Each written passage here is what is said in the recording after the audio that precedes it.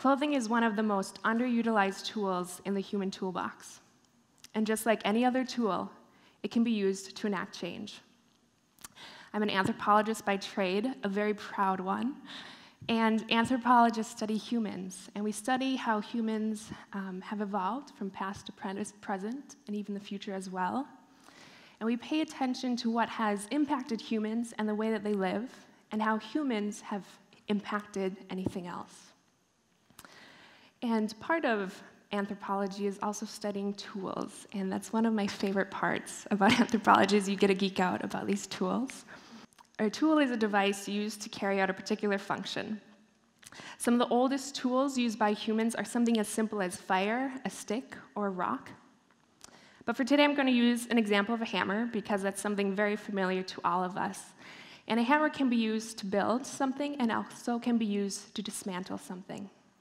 The best tools are multifunctional. Now, along with being an anthropologist, I'm also a fashion designer, and these two fields give me a unique lens to study clothing as a tool. Clothing has been used for over 170,000 years. You might have noticed that we still wear it, and it is still very much needed in our world. Clothing is a tool that we use daily. It is something so common to our way of living that we often don't think about it as something that is important or something that is impactful. To be honest, clothing is under-considered. So consider this. Clothing is the second biggest polluting industry in the world, second only to agriculture. Because of this, 20% of the global industrial water pollution comes from textiles. Now, in terms of some social impacts, over 70 million people in our world are employed by this industry. Between 1/6 and 1/7 of all of the women in our world are employed in this industry, which arguably makes it the biggest contributing factor to the gender wage gap. In terms of economic impacts, if you are a factory worker in India, you earn $68 a month on average. In Thailand, $234 a month. Cambodia, $128 a month. And Bangladesh, $68 a month. Now in Bangladesh, this specific example, that's 48% of a livable wage. When we factor in clothing as something that connects us to environments, economies, and communities around the world, shouldn't we consider it a bit more? We all already participate in this global system. And this global system presents challenges, but also incredible opportunities. For example, and this is what makes me the most excited about this system, is that we have never been more connected with the world than we are today, not just technologically or socially, but physically as well. Within the garment industry, it is one of the few industries still today that depends on human labor for production. And there is a potential that every single garment that is made in the industry could be touched by 100 different people before it ends up in the store where you purchase it. There's an entire story to a garment before we even connect with it and see it in the store. This means that we are directly tied with people throughout the entire world through something as simple as a garment. We are tied to them, and they are tied to us. As consumers, we have created and fueled the demand where our entire populations, economies depend on us for their livelihoods. There are parts of this system that need to be supported and sustained, like the people that make up the workforce, the environments that support it, and the economies that are affected by it. We as consumers have an impact on this system. Our demand made it what it is today. So let us use our demand to make the system work for us, but also the people that grow, process, dye, cut, and sew the clothing that we wear. I'm going to give you 3 quick examples of positive efforts, places in the world where these solutions are already working. Number 1, an economic solution is fair trade. And this is as simple as people are paid a fair amount for their labor, and they also earn livable wages. A social effort is transparency. So transparency is where a business is open about how a product is made, and they want to engage you as a consumer, and they want to educate you as a consumer about that production. They want to involve you. Some brands go so far that on every tag on your garment that says what it's made out of and where it was made, there's a little code that you can go online to their website, you can type in that code, and you can see exactly where your garment has traveled throughout the world. Sometimes you can figure out who actually worked and touched on your garment.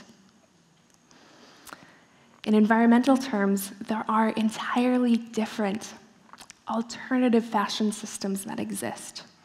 An example of this is a fiber shed. A fiber shed is where all resources that you need to produce your clothing comes from your local area. So that includes both human and natural resources. This is all sourced locally in a sustainable way that supports your local economy, community, and environment. These examples represent ways in which you can make a positive impact when you do decide to purchase something new. In other words, when building from the ground up, use the hammer to build structures that we want to see. Let's use our purchasing power to build and sustain the world that we want to see. But remember, there are multiple ways to use a tool. We can also use it to dismantle and then also to rebuild again. We all already have the tools in our closets needed to rebuild.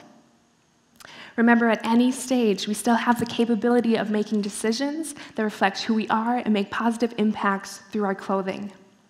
We all have clothing in our closets that are made in this global system. So this is what we can do now that we own them. Number one, we can launder lightly. The footprint that you use for laundering can be reduced. 82% of energy that is tied, or 82% of energy consumption that is tied to clothing is directly tied to user care. That's after it's already made, when it's in your hands, in your home. Something as simple as washing your clothes in cold water or deciding not to use the dryer is a really simple example of what to do for that. Also, pay attention to fiber content. So synthetic fibers, something like nylon or polyester, so these are man-made fibers that are chemically based in their processing. Whenever an individual synthetic garment is washed, over 1,900 synthetic plastic fibers are released into our waterways as pollutants. Something as simple as a garment bag that's specifically designed to collect those plastic fibers can prevent that pollution from happening. Also, pay attention to what materials you do wear. Something as simple as wearing natural materials, or this is my favorite, is wearing materials that need to be washed less, like hemp or wool. So a second solution that we can all do, mending is minding. This is my favorite. I am biased about this. Garments are currently made to fall apart. That's a part of a business plan, to be honest. If something is designed to fall apart, then you have to return and you have to keep consuming, and it becomes a dependent cycle in which you are dependent on that supplier. Once a garment falls apart, you have to return and you have to keep returning. These are my jeans. They're well loved.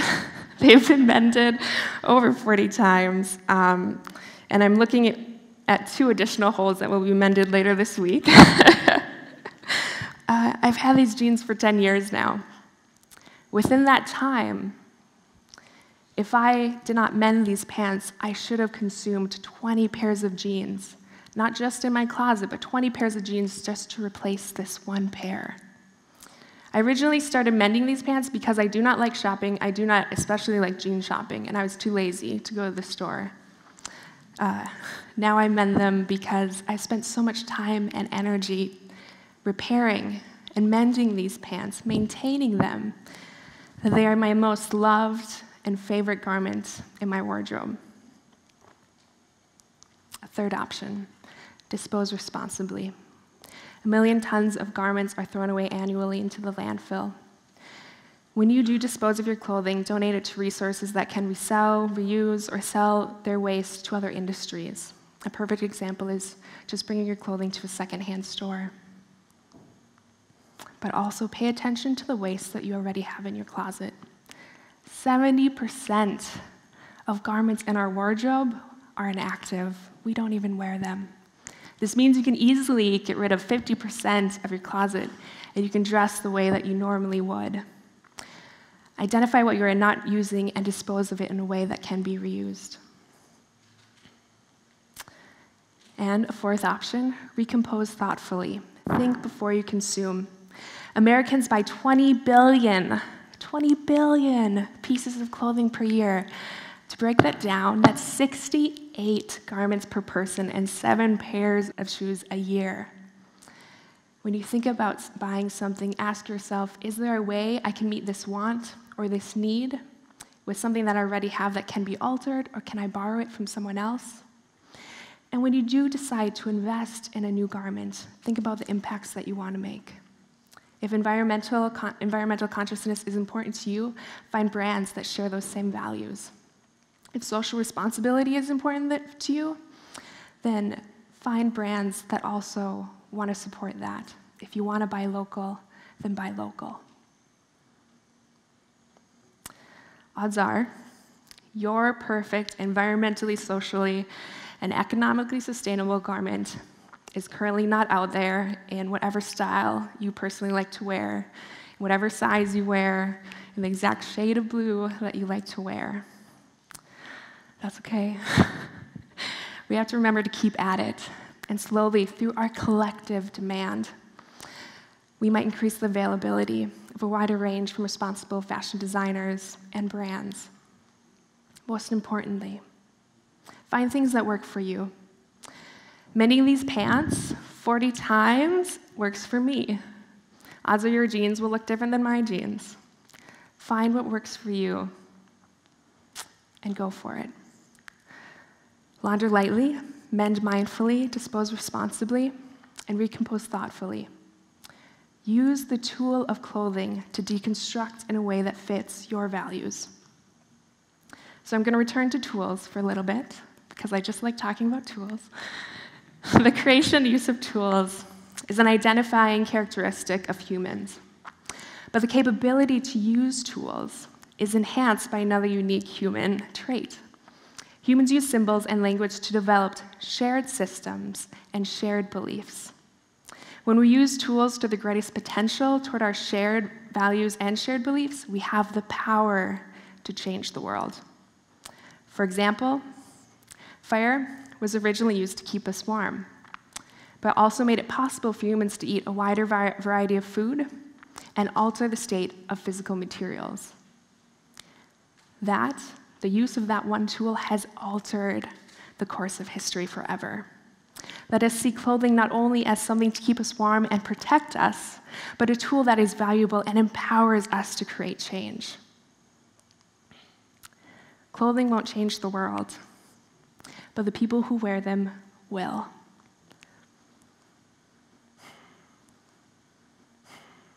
Every garment we own and use is an opportunity to start seeing how we are tied to communities, economies, and environments around the world.